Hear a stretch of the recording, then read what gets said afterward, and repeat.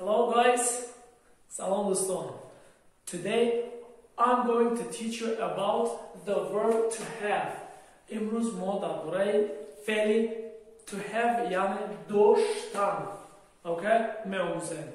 فعل داشتن رو ما چه خیلی استفاده می‌بریم در زمان حاضر، یعنی ما میگیم که من دارم، تو داری، شما دارید، ما داریم، اونها دارن. چه خیلی در زبان انگلیسی همین رو استفاده می‌بریم. Yes? Alright, let's go. And here we go. اول حتما فراموش نمیکنیم. Personal pronouns برای ما چی لازم است؟ جانشین‌های شخصی لازم است. پیش از همه نگاه کنیم.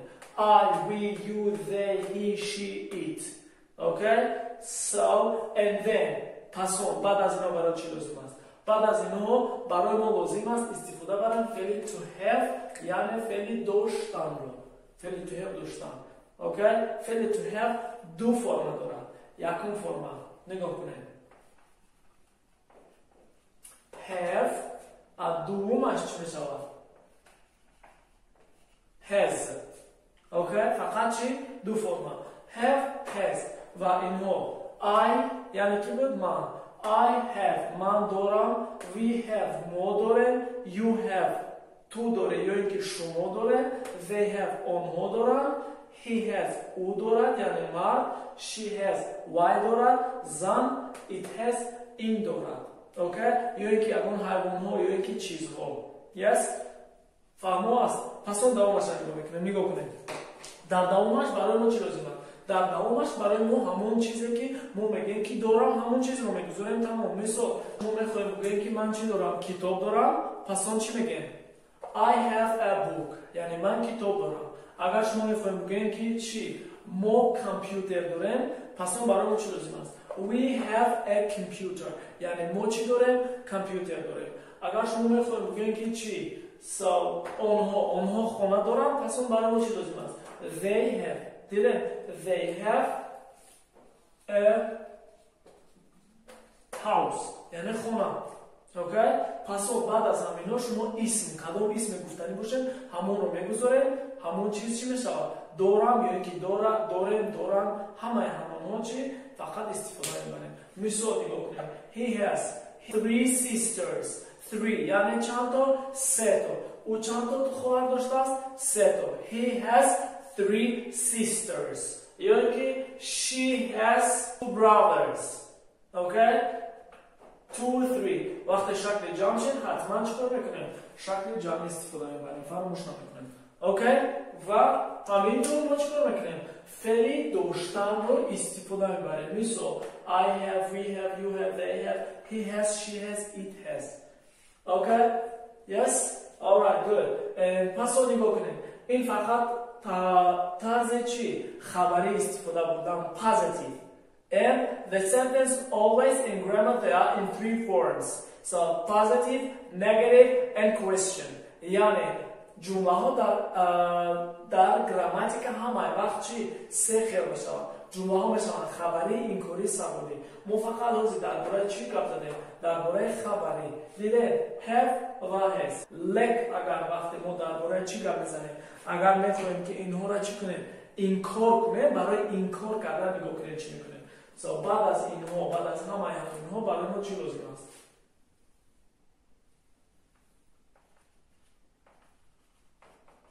Do not.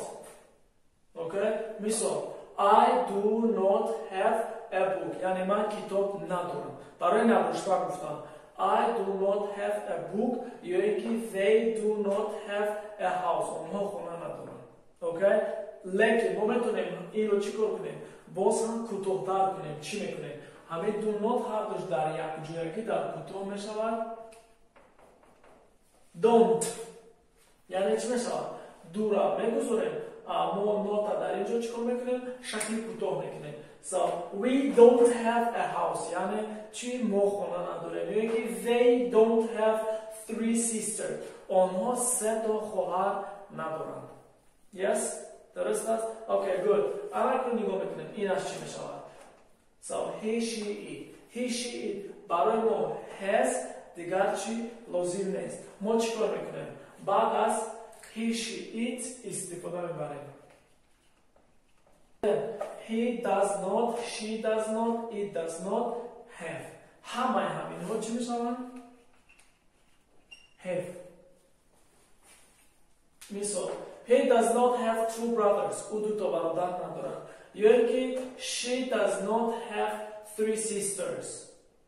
او وای چی؟ سه تا خواهر ندارد.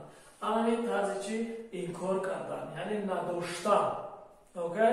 have داشتن، وقتی نداشتن گفتیم حتما هر دویشان چی میشود؟ have. ما میتونیم چی کنیم؟ این هم چی کنیم؟ کوتاه‌تر کنیم، یعنی چقدر کوتاه میکنیم؟ نگاه کنیم. does not تا هر دوشا در یک جایی میگیریم. doesn't. He doesn't have two brothers, she doesn't have three sisters, or he doesn't have a house. یعنی او خونه ندارد و چی ندارد؟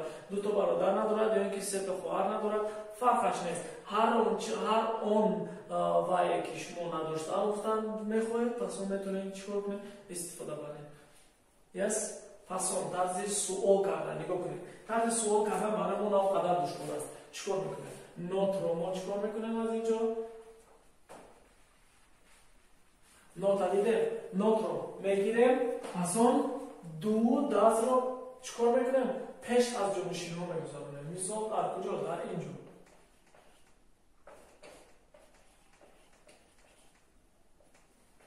دیدیم؟ وقتی سوال میکنیم دو داز چی میشود؟ دو داز از پیش میرود، جمله ما اکا میشود سوالی. دیدیم؟ نه قدر دشوار. همه اشون چی میشود؟ have. Yes? نگاه کنیم. So, do I have a book? یعنی من درباره خودم از شما پرسیدم که من کتاب دارم. یا اینکه چی؟ Do we have a computer? ما کامپیوتر داریم. یا اینکه Do you have a house? Do you have a house? من از شما پرسیدم که شما خونه داریم. Yes? اگر که درباره چی اینها پرسیدم چی میگه؟ Does he have three sisters? یعنی او سه تا خواهر دارد. یا اینکه Does she have two brothers? Why دو تا برادر دارد. یا اینکه Does it have a house? این خونه دارد. یکان سگ یا اینکه گربه یا اینکه یکان حیوان یا یکان چیز فرقش نیست. همون چی میگه؟ It. Does it have? Okay? So این طرز سوال کردن و طرز انکار و طرز خبری جمله هم وقت چی میشوند؟ سه خیلی میشوند. خبری، انکاری، سوالی و علمی رو ما چی میکنیم؟ استفاده میبریم در سوال. وقتی برای شما سوال میشود که شما کتاب دارید میگن چی؟ Do you have a book؟ برای شما چیز لازم است؟ برای ها گفتن بله دارم گفتن برای شما لازم است استفاده برید فقط چی؟ نگاه کنید فقط بتونید استفاده برید Yes I do. دیدین؟ Do یعنی سوال دو است حتما جواب نیست باید چی باشد؟ Do. اوکی؟ اگر که چی باشد؟ نداشتن باشد طرز انکار کردن پس اون چی میگه؟ No I don't. No I don't. دیدین؟ what? No I don't. وقتی که ندارم میگه پس اون برای ما چیکار میکنیم؟ این کار میکنیم. از سوال نگاه کنیم دو باشد جانشین ها رو ما فقط نگاه میکنیم کی پرسیده ایستادن یعنی زی گفتیم پس اون در جای I چیکار میکنیم؟ زی میمونه. Do they have a computer? آنها کامپیوتر دارن؟ Yes they do. ایلی اگر نگفتن باشه پس اونش میگه No they don't.